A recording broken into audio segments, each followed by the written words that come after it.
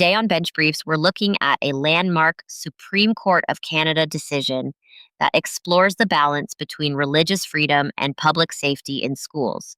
The case is Nguyen v. Quebec, Education, Recreation, and Sports, decided in 2009. It's a fascinating story about a young Sikh student's right to wear his kirpan, a ceremonial dagger, while attending school in Quebec.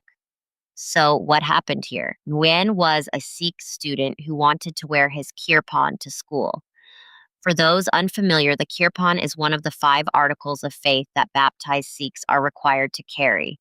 It's a small, curved dagger that symbolizes courage and the duty to protect the weak. But in Quebec, the education authorities had a policy that prohibited students from wearing any kind of weapon, including the kirpan, in schools.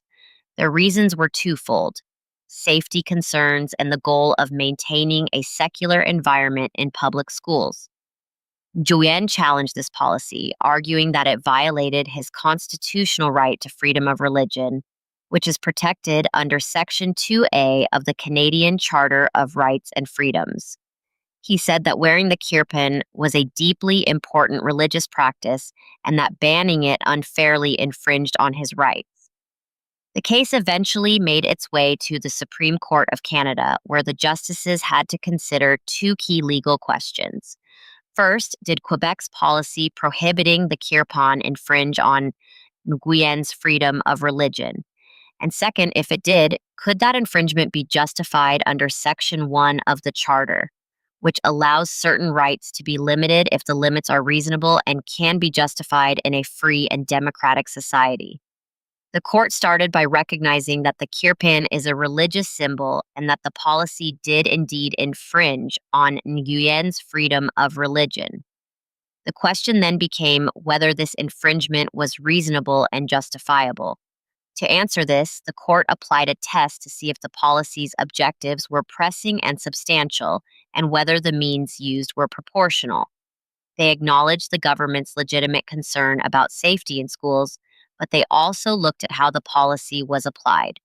Was there room for accommodation without compromising safety?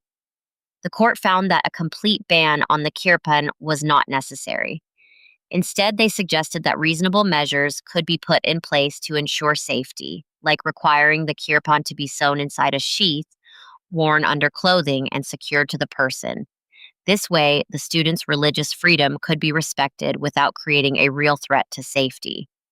Ultimately, the Supreme Court ruled in favor of Nguyen, affirming that the outright prohibition was an unjustified infringement on his religious freedom.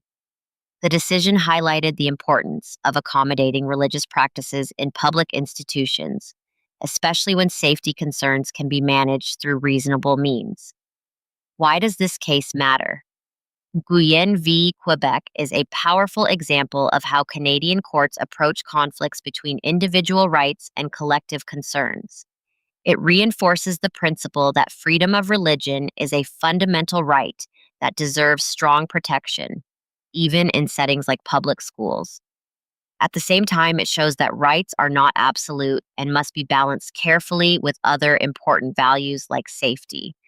This case also set a precedent for how schools and other public institutions handle religious symbols and accommodations. It encourages dialogue and flexibility rather than rigid bans, fostering an inclusive environment where diversity is respected. Thanks for listening to Bench Briefs. Be sure to join us next time for another dive into a key Canadian legal case that shapes our understanding of rights and justice. Until then, take care.